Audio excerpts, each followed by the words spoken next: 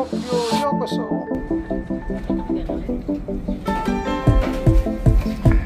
Nandito tayo sa Kojoji Treasures Gallery.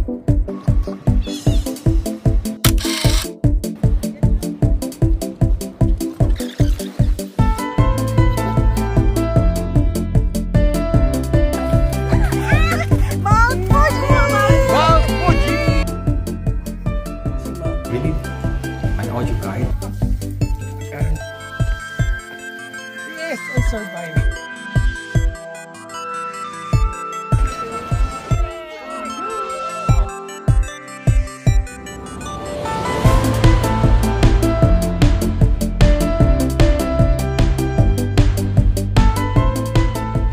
Pwede sa Chick? Pwede sa Boy. Chick Boy TV.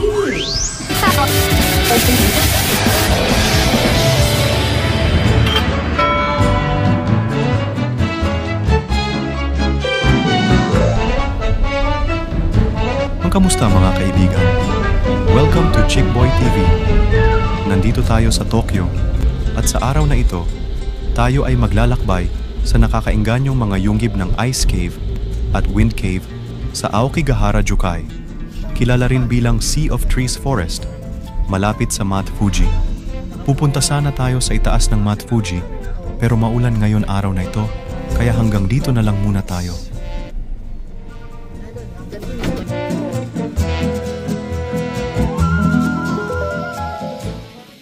Welcome to Mount Fuji. There, Fuji Subaru Line.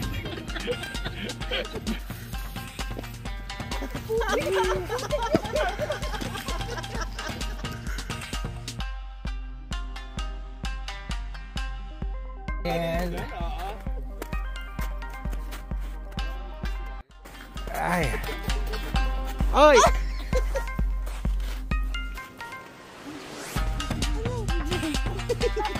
Angel.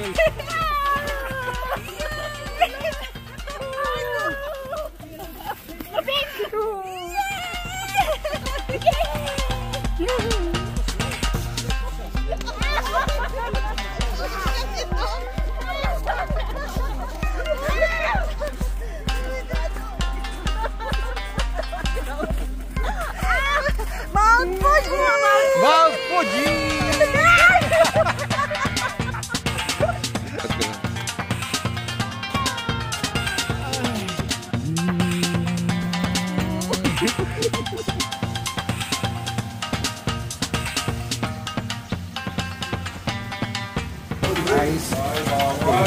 Ice cream.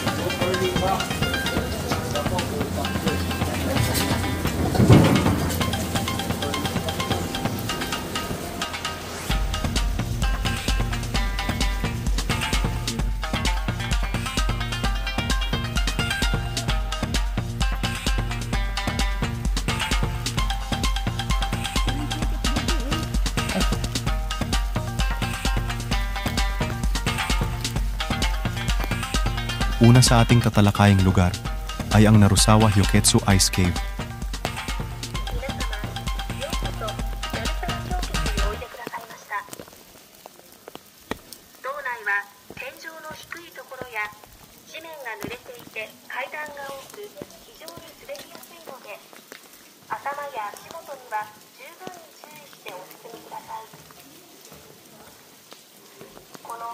Talagang isang kahangahangang himala ng kalikasan ang yunggib na ito sa mga natatanging katangian nito. Habang pumapasok ka sa yunggib na may pit-type na istruktura, ikaw ay mabibighani sa natural na kurbada ng mga palikuliko at ang kahalintulad na kuryosidad na taglay nito. Ang yunggib ay nakakabitin sa isang hugis alimpuyo na paraan na nagbibigay daan sa mga bisita na madaling ma-explore ang iba't ibang pasilidad nito sa pamamagitan ng paggawa ng isang bilog na pag-ikot. Ano yan? Yellow, kabatong sobrang lamig dito sa ilalim. Oh. May ano nga, may ice. Dito mo kunan sa gilid. Ice yan eh. Kita mo? May Ayun. ice, oh. Wala din pala yan. Matatagpuan ang Narusawa Hyoketsu, ice cave sa silangan na pasukan ng Aokigahara Jukai Forest at ito ay isang sikat na lugar na pwedeng puntahan sa buong taon.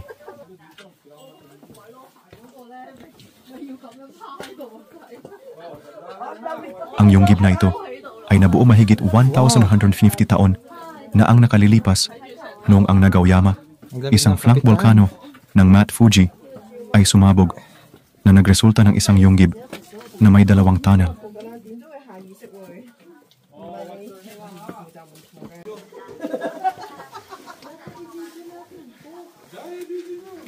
Video eh. Noong 1929, ito ay itinalaga bilang isang likas na yaman ng Ministry of Education na nagpapakita ng kahalagahan nito sa geolohiya. Ang kama ng mga lava sa loob ng Yonggib ay sinasabing may pinakamaraming mga butas sa buong mundo na nagdagdag ng kahirahan nito.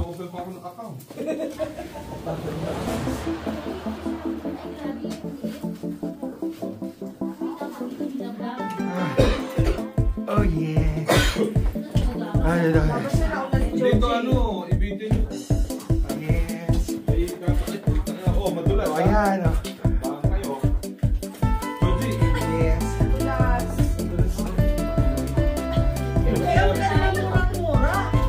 Hindi naman kasi sinabing gagapang tayo dito eh. Oh, ay, hindi ko ito may lalagay sa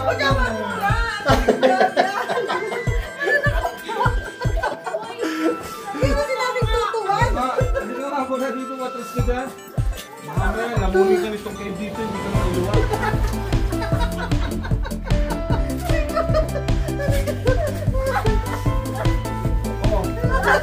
Tagay pala dito. Ano ba? Hindi pala naka-on. Ayan o. Ganito ang babaha. O, pakatras. Ayan. O, kakapit niyo ha. Ang bawa. Paso, mama ka. Hoy, pinig kayo, pakatras ang gawa dito ha. Atras, okay. Why? Go. Uy, nag-check na ba tayo? Kasama ba yung sa katuwan? Ito pala yun. Panay.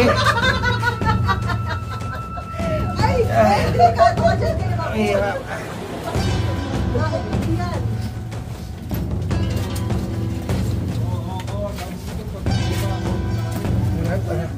Ay. Ano ba? Put your head. Hindi nga po pwede dito si mami mo. Buti nag-atras na siya. Yes. Oo. Yachi, kay Yachi. Yan. Na. Wala natin na.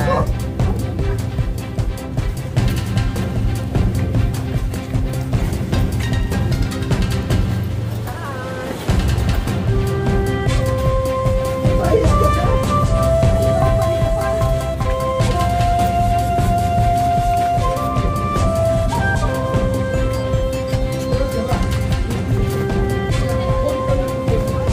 Okay na ako.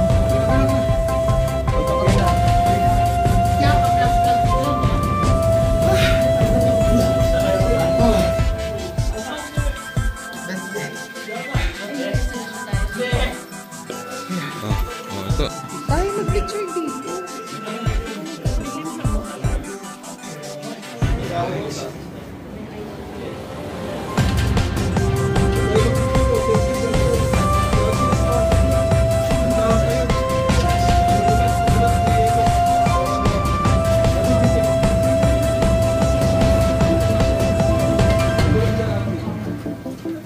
Yes. Madulas na dyan.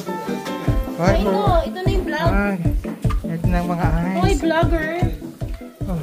Ang ice wall, Asa? ito ay isang pagmamalas sa isang unit ng pag-iimbak ng yelo. Oh. Ang pader ay nabuo sa pamamagitan ng pagkakalagay ng mga Saka bloke ng yelo. mag-black siya. Oo, ginawa na nila. Man-made na yan.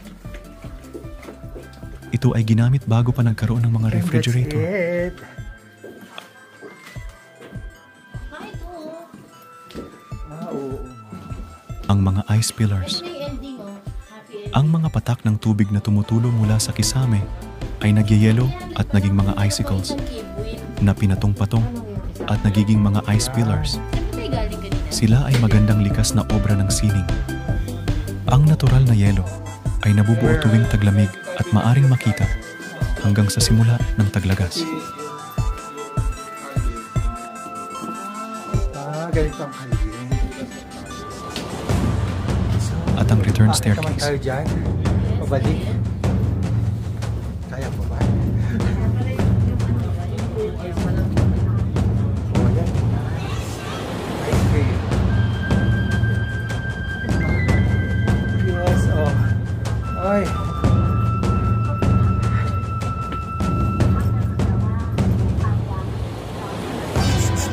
So, tingin kayo. Tingin kayo. Ah. mangyaring umakyat ng dahan-dahan Yes. dahil basa at madulas ang mga hakbang. Ang pagtatry na akyatin ito ng mabilis ay magpapagod ka kaagad. Hawakan nila. Mangyaring mag-ingat habang umaakyat.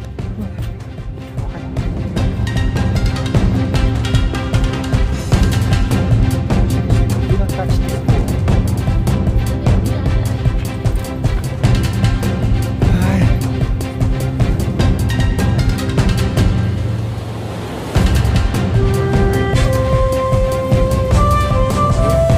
Oh. Ano kayo? Kaway-kaway. Yes, kaway-kaway. Oo nga, oo.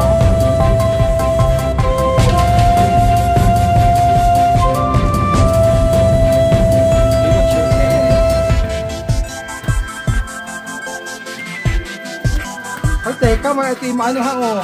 Madulas to. Ito, madulas to. Yan yung madulas na. Oo nga.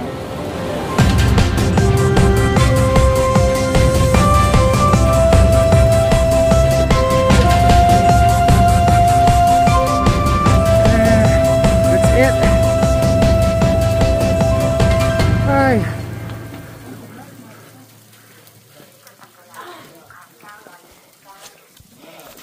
Hi, Nancy. Hello. Ah. Oh, Ayun ni Achi. thank you. Thank you. Ice cave. Yun na ano mo yun, yung background na yun. Halin.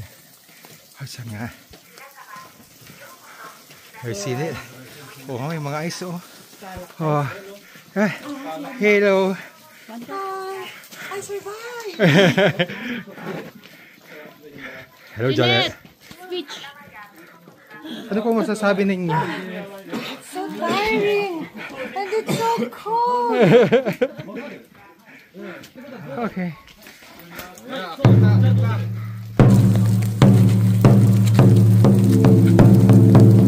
Ngayon, pag-usapan natin ang misteryosong aura na bumabalot sa Aokigahara Jukai. This test led us to the ice cave.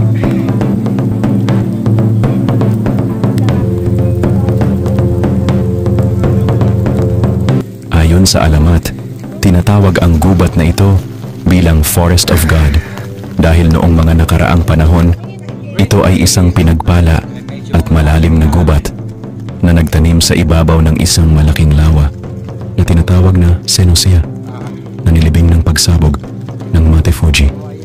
Sinasabing, ang itim na dragon, isang sagradong dragon at Diyos ng tubig ay naninirahan sa ice cave sa loob ng gubat. Sa loob ng libo-libong taon, pinaniniwalaan na itong makapangyarihang dragon ay nagbabantay sa hilaga at sinasabing parurusahan nito ang mga makasalanan, partikular na ang mga taong nagpakamatay sa pamamagitan ng paghila nila sa kailaliman ng dagat. And that is how I survived ice cave. Yes, thank you.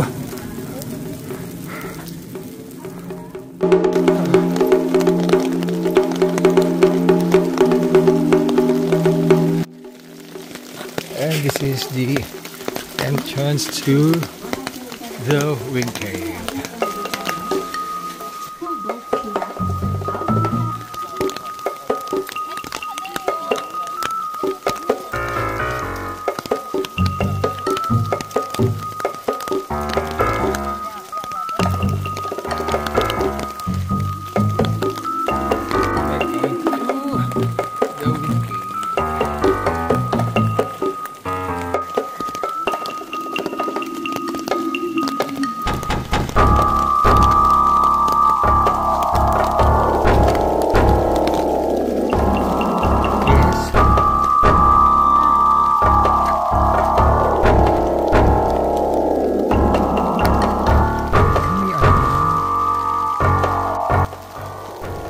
Susunod, pag-usapan natin ang Fugaku Fuketsu Wind Cave.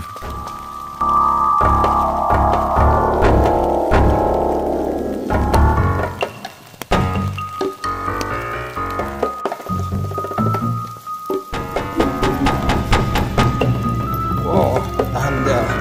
Napakalamig ng hander. Ito ay isang pababaang lateral cave na may malaking kahalagahan sa kasaysayan at ito rin ay itinalaga bilang isang likas na yaman. Madaling puntahan ang yungib na ito at pwedeng itour ng mga tao sa lahat ng edad. Oh, lamig ng hander. Hindi ko kayang hawakan.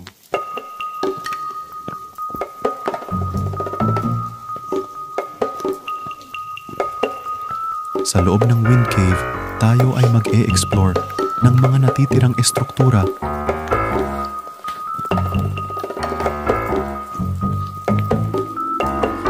Yes, what is it?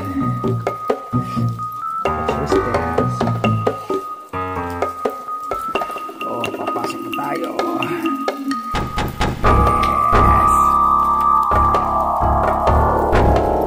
Sa katunayan, ito ay ginamit noon bilang isang natural na ref na bago pa man magkaroon ng modernong sistema ng pag-iimbak ng mga bilihin.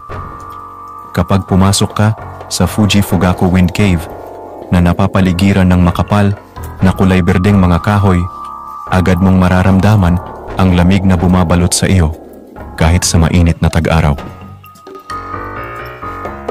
Sa bunsod na temperatura nitong tres, nag-aalok ito ng isang nakakasariwang pag-alis sa init.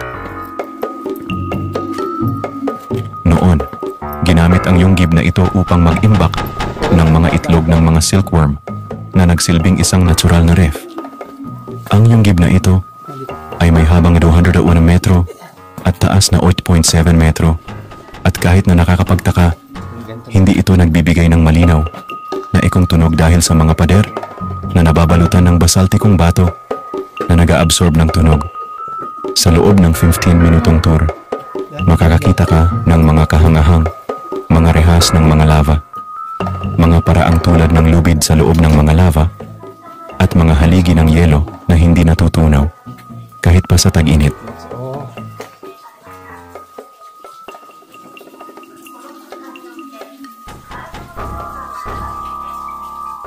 Sa loob ng Wind Cave, ang mga ice pillars, ang mga pader ng yelo ay nagpapaalala sa atin ng isang kultura noong mga unang panahon kung saan ang natural na yelo ay hinati-hati at inipon bilang isang likas na ref na ginamit.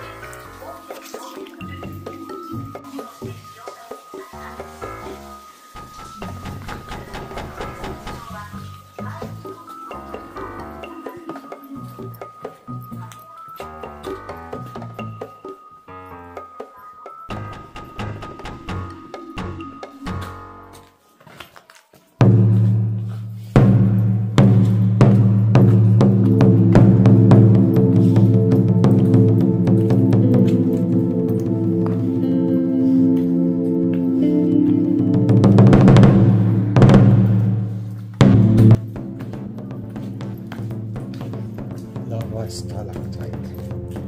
This are the lava stalactite. Ang lava shelf. Bago pa man ang tuluyang pagkatigas ng lava, ang mga pader nito ay natanggal sa anyo ng kahoy. Ang mga lava formations na parang tali. Ito ang resultado ng pagtaas ng lava ng parabang isang tali dahil sa mabagal na pag-agos pababa mula sa tuktok.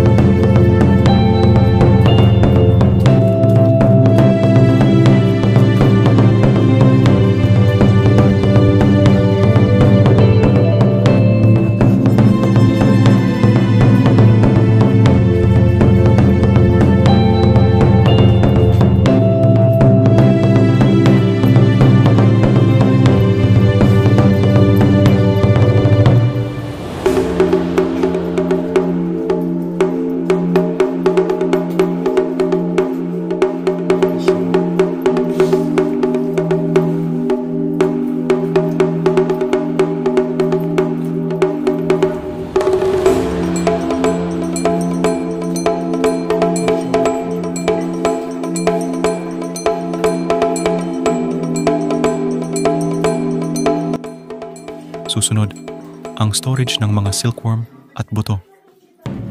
Hanggang sa mga 1955, ginamit ng kuweba na ito bilang isang lugar ng pag-iimbak para sa mga buto at mga silkworm cocoons.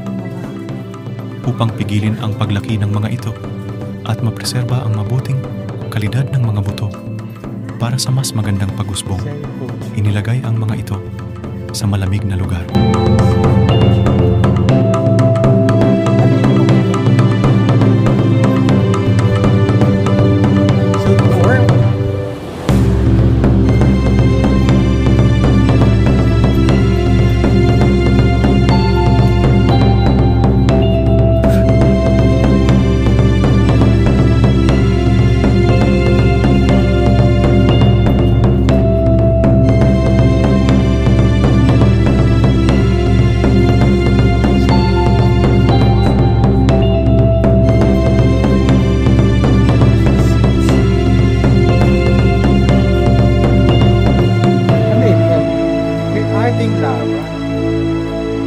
Ang mga lava formations na parang tali.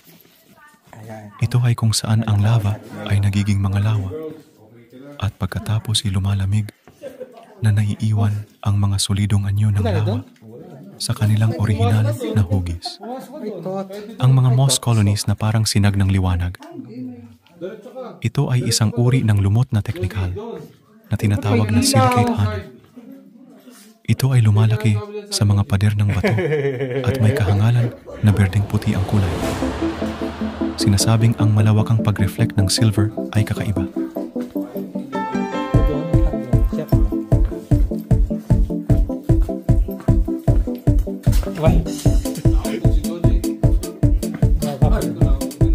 Kasi sila nakatayo, ako hindi.